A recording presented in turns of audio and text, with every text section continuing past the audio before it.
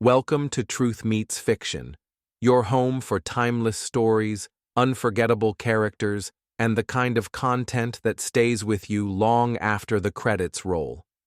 Whether it's fact, fiction, or somewhere in between, you'll find it here.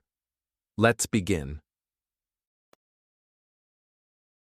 Time now for Edmund O'Brien as yours truly, Johnny Dollar.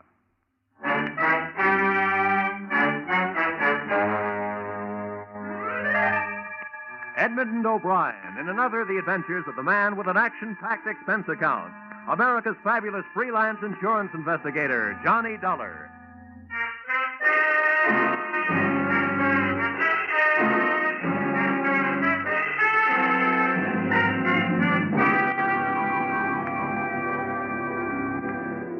Expense account. Submitted by Special Investigator Johnny Dollar to Home Office, Intercontinental Marine Insurance Company, Hartford, Connecticut. The following is an accounting of my expenditures during my assignment aboard the SS Malay Trader, the ship with no port of call. Expense account, item 1, $80. Transportation from Hartford to Savannah, Georgia, where, after pausing only to grow a beard and deck myself out in seaman's garb, I proceeded to the local hiring hall of the Seamen's Union.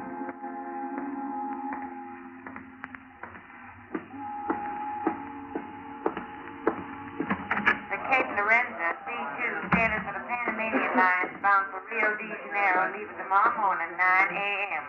The call is for one baker, one galley boy, one carpenter, and 2 ABs. Cape Lorenza, Yes, okay. All right, we'll put the call right through right away. Em? What is it? The name is Dollar. I'm signing on the Malay Trader. Ordinary seaman, special permit. Special, huh? Well, let me see now. Oh, yeah, here it is. Insurance deck, huh? Well, I'm glad to cooperate, Dollar. Thanks. Where do I find the ship? Pier 8. The directions will all be here on your assignment slip. What's the beef? A hot cargo? Well, maybe. When I find out, you can read about it in the papers. Okay, so you're not talking. That's your business. Here's your slip. Now, the best way to get there is to follow the railroad tracks past the warehouses right across the street.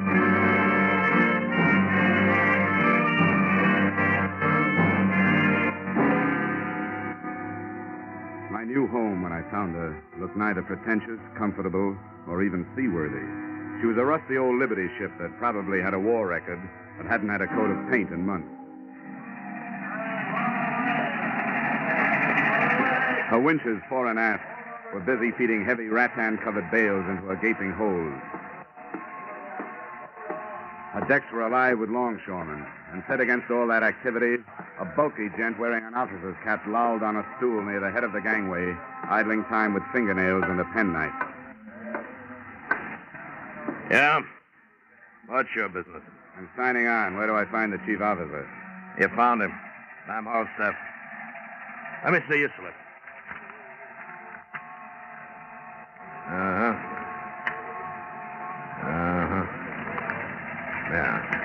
Okay, Dollar.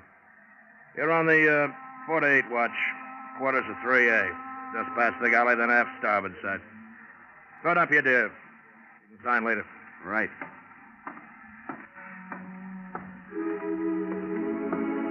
So far, the spy story method seemed to be working. I was aboard the ship as a seaman, and a few seconds later, I was shaking hands with the man who shared my quarters, Al Rhoda, on a salary for 4 years as Intercontinental's marine investigator.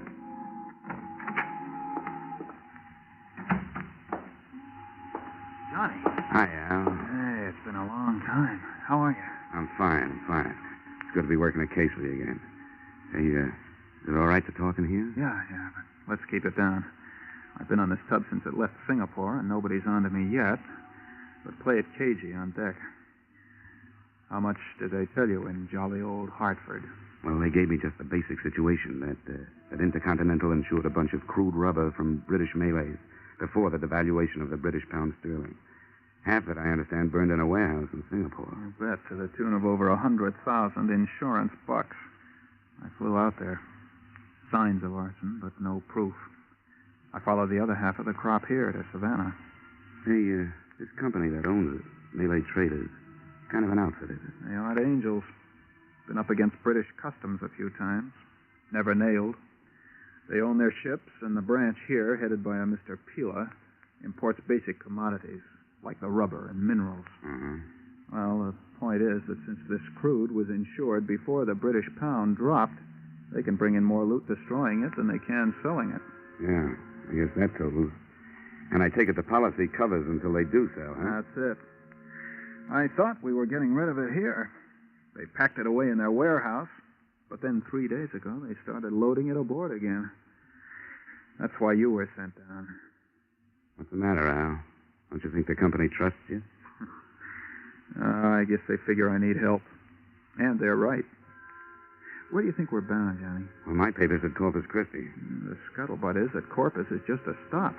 That we clear there for Mexico, Veracruz, where arson investigation isn't what it could be. After that operation in Singapore, what else would they do? Hold it. Hello. You in there? Yeah? All staff. Ship's articles are in the company office, corner of the warehouse. Go ashore and sign them. Yeah, okay, right away. Sir? Nice try, sailor. Oh, and if you'll take a word of fatherly advice. Well, practically anything you say. Go ahead. That girl in the office, the Malayan half-caste, she's the boss's daughter. Ah, my. Ah, my. Is that for appreciation, or is it her name? Both. But save your dreams. The chief, our friend Falstaff, is as possessive as he's big. And you know something? I don't blame him.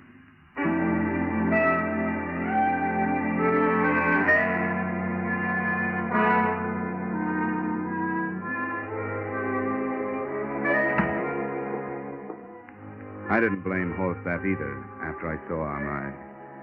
You could tell she had enough Occidental know-how to be proud of what the Oriental did to her looks. Amai, indeed. Good afternoon. Hello. I'm here to sign the articles. I'm the Malay Trader. What, please, your name? Dollar, Johnny Dollar. Dollar. Are you a very thrifty man, Mr. Dollar? Well, hardly. My name is usually the only one I have to my name. Your signature right here. I wish I were sailing with you. What? What did you say? That I wish I were sailing with you. I have begged with my father, but he will not let me go with him. Oh, your father's going with us, huh? I didn't know that. I will beg some more. Once again, please, your name right here. You have nice hands, Mr. Dollar. Nice, huh? Now, why'd you say that? I see so many hands here on my desk, so I notice them. Some are big and lumpy. Some are short, some are dirty. And in steward's department, some are clean from dishwashing, but all wrinkly. I see. Well, I'd better get back to the ship. Thanks. Thank you. We hope that conditions during your voyage will meet with your approval, and that you will accept employment with Malay traders again.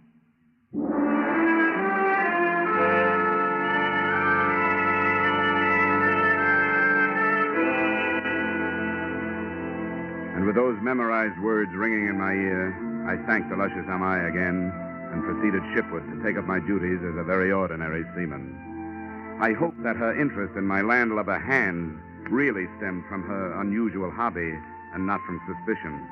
And I wondered why Mr. Pila, her father, and the local head of the suspect company had decided to go with us. Had his doctor ordered a sea voyage for his health?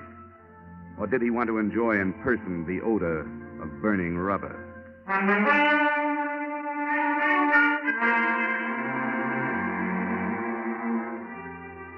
The next afternoon, the cargo had all been brought aboard. The ship was made ready for sea. And I had sustained, along with multiple cuts and bruises, the ire of the bosun because I didn't know the difference between a preventer and a topping lift. But by the time night fell and the Malay trader was plunging down the Atlantic coast, I knew one thing. The sailor's life is not for me.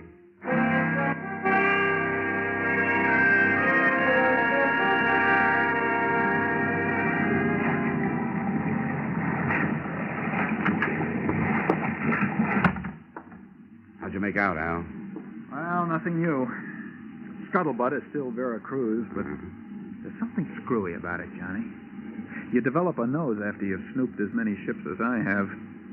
There's something wrong aboard. What? Besides my seamanship? The old man? Yeah, a lot of little things. The course we're on for Florida Straits, the readings on the ballast gauges. Of course, the displacement ratio changes with different oceans and water temperatures. Look, Al, that's all Greek to me. Ballast gauges, displacement ratio. Just what are these things that are bothering you? Well, I don't know. Just vague things that... Look, come out on the foredeck with me, will you? Yeah, sure. Probably just this overactive nose of mine, but...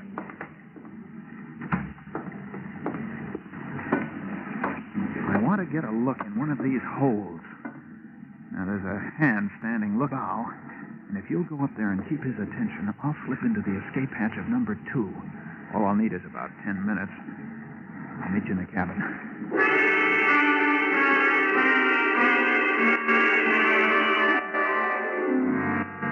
I made small talk with the lookout for 10 minutes, then started back towards the cabin. Suddenly, I heard a scuffle behind me. Hey, Al, is that you? Then I heard someone running, and I started after the disappearing figure. But I didn't get very far. I stumbled over Al Roda's body by the open hatch, and there was a stab wound in the back of his neck, just at the top of the spine. It was small enough to have been left there by a penknife. I didn't report to the chief's mate or the captain. I went over both their heads, and I pounded on the door of the owner, Mr. Peeler. Mr. Peeler? Yes. One moment. What is this?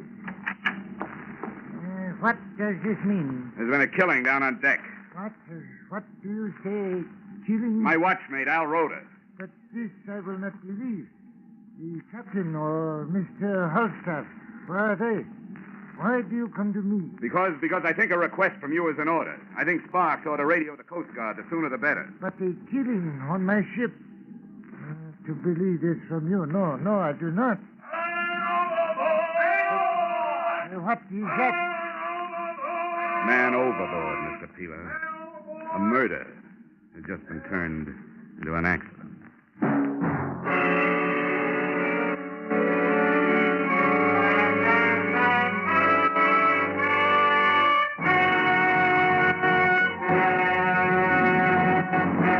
In just a moment, we return to the second act of Johnny Dollar. But first, Kitty Callan will join Vaughn Monroe's caravan along most of these same CBS stations this Saturday night.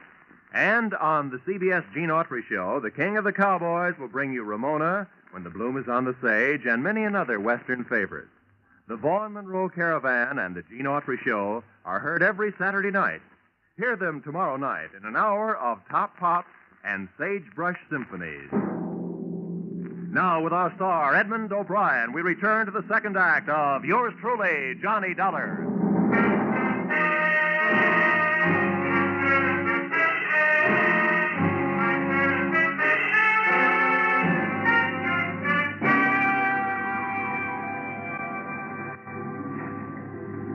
Mr. Horstaff.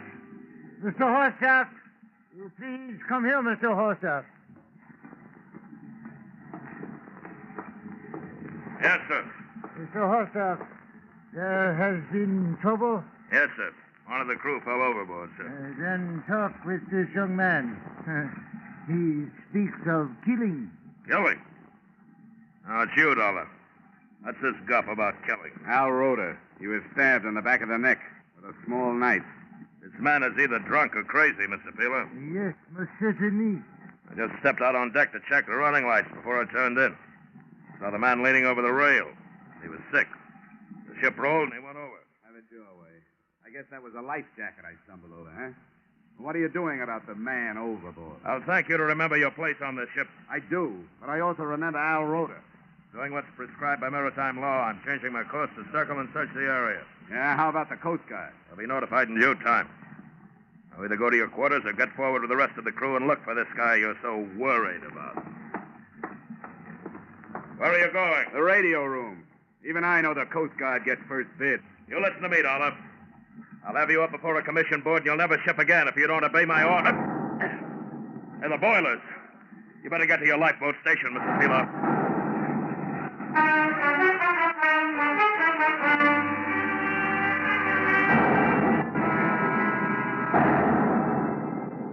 Every time an explosion lifted the Malay trader up off the water, it lifted my stomach up with it. My heart must have been pounding, too, because I felt it high in my throat. And feeling that big seagoing box of steel plates and bolts shuddering under my feet, painted sweat on my forehead, and big sticky flashes of real fear on my soul. This would be getting dead the hard way.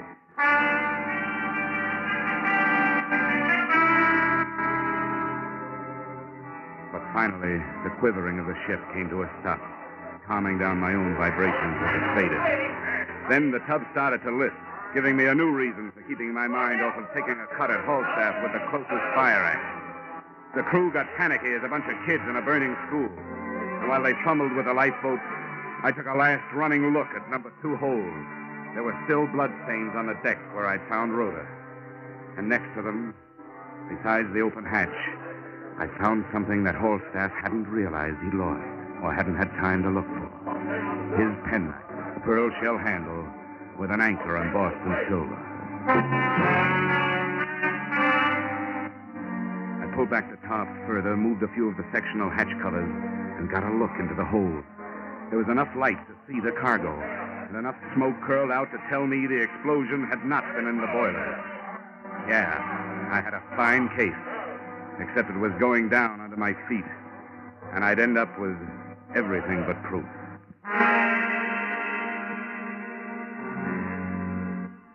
It was shortly after dawn when the Malay trader finally settled by the bow and went into a final plunge. Everybody in the lifeboat turned and watched her go. The water quieted over her, and the only traces left were the hatch covers I'd pulled loose.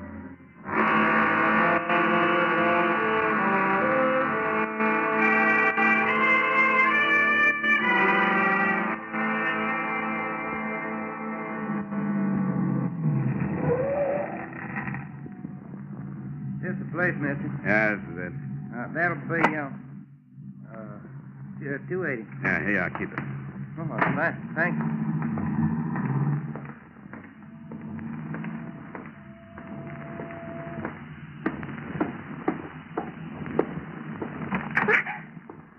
Who are you?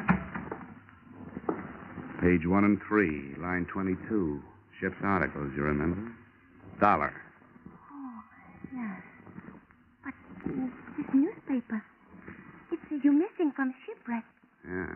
A guy'd have to be stupid or dead to be lost on a sinking like that. Everything was too convenient. Plenty of time to get the boats lost. Only 4 miles from shore. But papers say that... Yeah, they reported me missing because I didn't take time to report myself among the living. You see, I couldn't wait to get back to Savannah, get back to you and the king-size scheme cooked up in this office. Now, I'm not promising anything, but a quick signed statement might help you. I'll write it and you sign it. You talk about scheme. What statement is this? Oh, come on, stop it. Look, use the old sex pitch. Try to tell me that it'll be worth my while, but don't try to sell me innocent. Mr. Darling, you think I know about something. Please, tell me what it is. Look, if you're bluffing, you can quit. I know that explosion on the ship was staged. Now, the next step is to try to collect the insurance on the rubber that was lost. And that's the step I'm supposed to start. Here.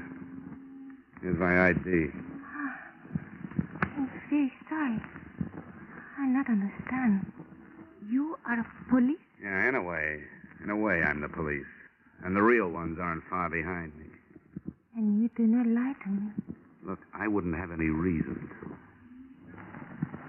If it's true, I knew nothing about it. I, too, do not lie. Why do you think your father was taking this trip? I did not question. Neil told me he had business in Corpus Christi. Well, then Falstaff lied to you. The newspapers will tell you why your father took the trip. Here, look at this.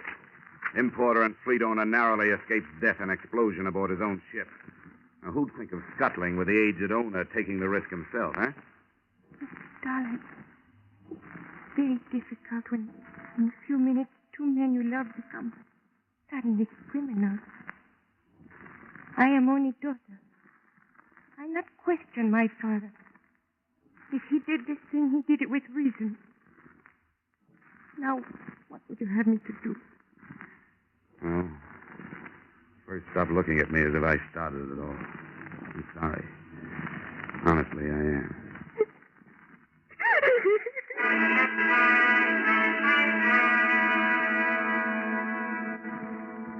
It was clear to me now that she wasn't lying. To hide my embarrassment, I read through the newspaper accounts of the sinking again while she recovered herself. There were air photographs of the huge oil slick the sinking ship had left on the surface, the only reminder now that the hatch covers had drifted away. The lack of wreckage was mentioned in the stories, and I remembered Al Rhoda worrying about ballast and displacement. I looked up the number of a local chemist, and I made a phone call.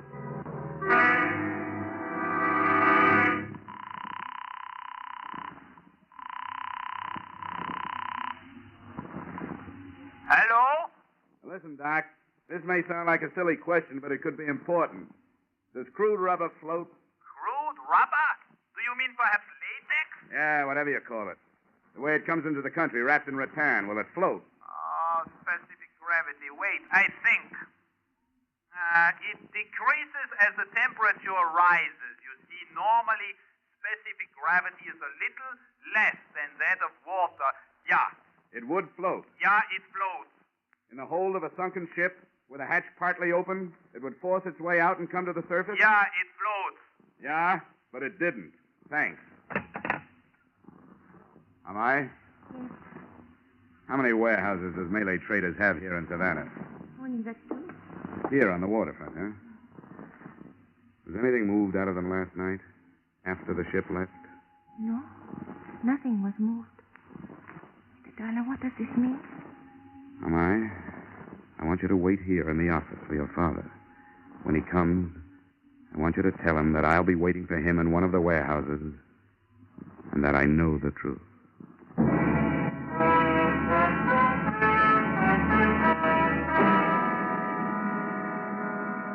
The Malay Trader warehouses were closed for the day, but my foot in a window opened them. Both were stacked high with imported goods, and I picked my way through everything from lychee nuts to ivory back scratchers. In the second one, hidden behind a wall of cotton Ceylon tea, I found what I was looking for.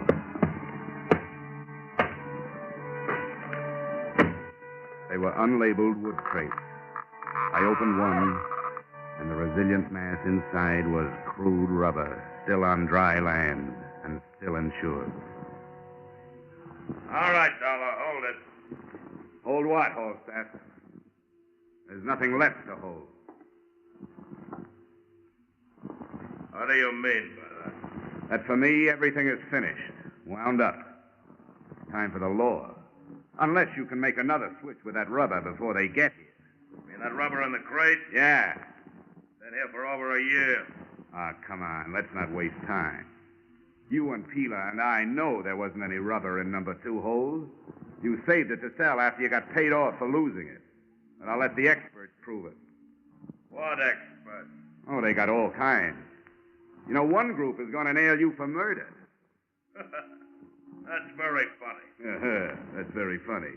So is a penknife a funny murder weapon. But I found one on the Malay Trader on the deck near number 2 hold. So you've got a penknife, huh? Yeah. With a pearl handle and a silver anchor on it. You know, I guess at least 100 seamen would testify under oath that it's yours. I know I will. I only wish I could be 15 people when you hit the courtroom. The jury, the prosecuting attorney, the star witness, and the sentencing judge. Well, you won't see me in a courtroom. How do they execute down here, huh? Gallows, electric chair, gas chamber, what? Come on, tell me. Or do I have to look it up? They'll have to have more than they've got. They got plenty. All they have to do is match up the weapon with the wound. Look, Dollar, I don't scare easy. I could make a confession, and it still wouldn't hold without a body. What do you mean without a body? They gotta have a body. Anyone knows that. You're getting ahead of yourself, Holstaff. Did I say they didn't have a body? Huh? Do you think those Coast Guard helicopter and blimp crews are blind? Keep going, Dollar. You think a guy who's been a Marine investigator as long as Al Rhoda had Went around without figuring how to do his job even after he was dead? What are you talking about? What do you think he wore around his middle? A money belt or a life belt that would keep him afloat? You're stupid, Holster. Give me the knife, Dollar. It's not only a knife. It's Exhibit A. And the prosecution will want it. Give me the knife, Dollar. I'll kill you if I have to. You don't want to shoot me, Holstaff. How do you know I've got the knife with me? Huh?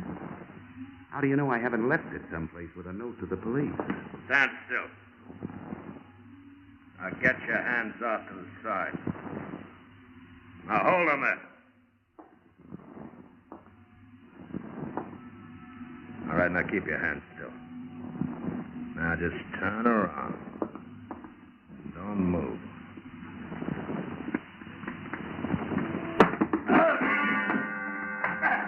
It wasn't timed for Queensbury rules. It was close to me, and I used my feet. The first one landed on his shin. And the same movement, I fell forward on my hands and kicked out with both feet.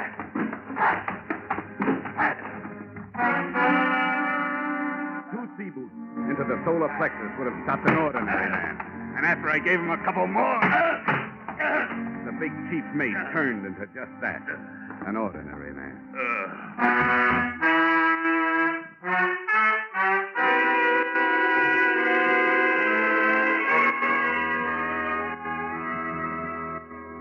I turned Holstaff over to the police along with the murder weapon and the results of my bluff. They took it from there to a confession. Mr. Peeler was cleared of responsibility for Al Roda's murder, but is now being held on conspiracy to defraud. I hope since the policy on the remaining cargo of rubber can now be canceled, Intercontinental is minimizing the monetary loss in Singapore. To you, the loss is a little more than $100,000 and an operative. I have lost a friend.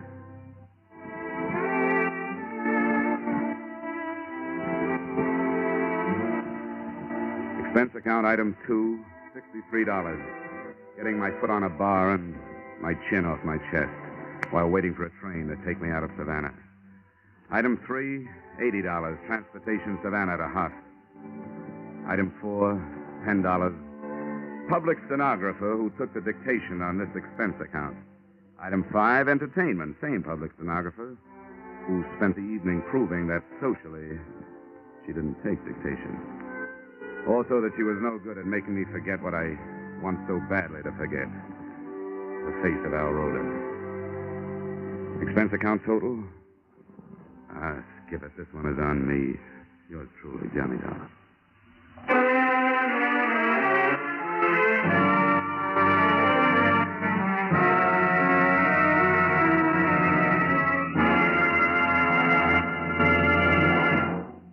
Yours truly, Johnny Dollar, stars Edmund O'Brien in the title role and is written by Paul Dudley and Gil Dowd, with music by Leith Stevens. Edmund O'Brien can currently be seen starring in Harry M. Popkins' United Artists production, D.O.A. Featured in our cast were Lillian Byeth, Barton Yarborough, William Conrad, Elliott Reed, and Robert Griffin. Yours truly, Johnny Dollar, is produced and directed by Jaime Del Valle.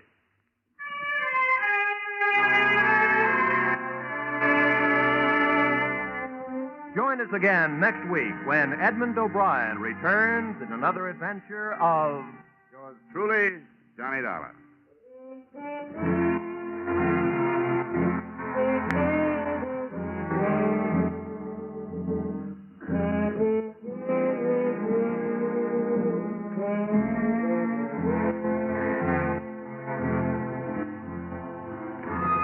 The Case of the Oblivious Angels. A true story of manhunt in Tennessee and Georgia is to be dramatized on Gangbusters this Saturday night. The story will have narration by the chief of police who directed the successful search for the bandits. So for a half hour of real adventure, as experienced by our forces combating crime, listen in this Saturday on most of these same CBS network stations to Gangbusters' story, The Case of the Oblivious Angels. This is Roy Rowan speaking.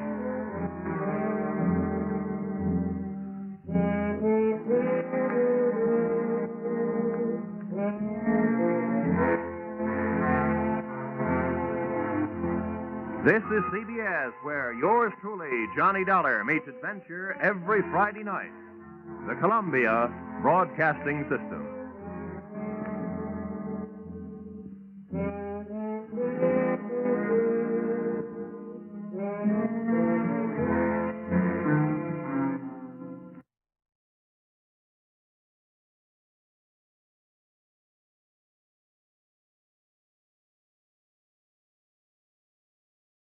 Every story leaves a trace, some in history, others in the shadows. If this one made you think, question, or shiver just a little, you're in the right place. This is Truth Meets Fiction. Until next time, stay curious, stay sharp, and don't believe everything you're told.